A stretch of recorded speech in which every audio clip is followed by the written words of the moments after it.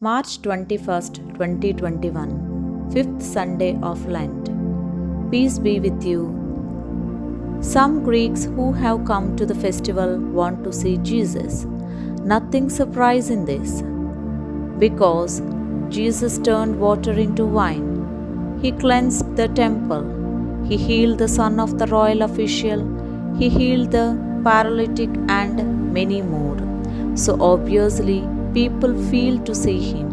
But the way he will draw people to himself is not through miracles, isn't through his teachings. Rather, it will be in his glorification. When Philip and Andrew tell Jesus about Greeks, then Jesus says, "Unless a grain of wheat falls into the earth and dies, it remains just a single grain.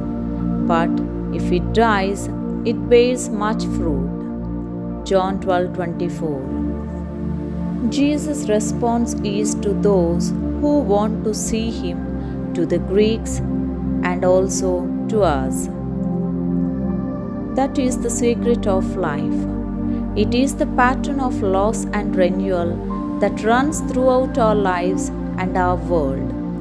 Even if we have never thought of this as the secret of life, we have lived and experienced it, sometimes by choice and other times by chance.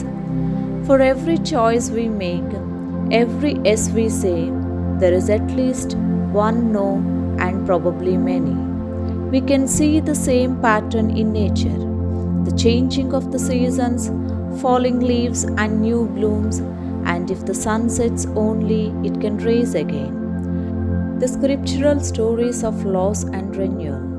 Innocence in Adam and Eve died so that righteousness might be born. Abraham left his country and kindred so that he might be made a great nation, renamed Abraham. Jacob lost his old identity and was wounded so that he could become a new man, Israel, with a new life.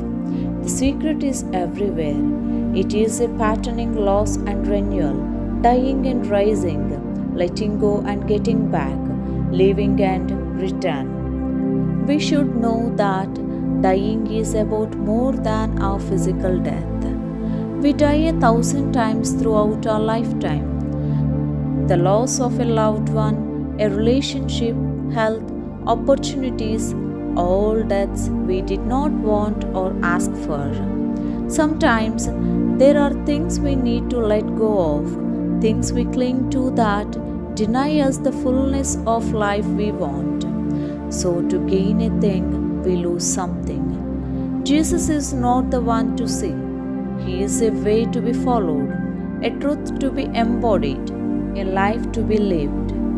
We have probably had at least one time in our life that when we look back on it and say, "I never want to go through that again." Not even an enemy should pass that. It was one of those times when we were the grains of wheat, fell into the earth, died and renewed. Those were the times we really saw Jesus, experienced his love, and absolutely convinced that God was present and working in our lives. Letting go things does not mean rejection, but makes room for new life. Sow a seed and search the fruit immediately couldn't work. Growth can be slow and the fruit of new life takes time. We ought to bear pain to gain something. Even Jesus has gone towards his death, though his soul is troubled. He is determined to follow the path that lies before him. He is not going to ask the Father to save him from that hour. It's the very reason he came into the world, to glorify the Father and his name. The Father confirms Jesus in his mission, assuring him that his name will be glorified. We should also glorify Jesus as his power and mercy are present in the depths of our life, unseen, unbelieved, and unrecognized. That's the mystery of life. Praise the Lord.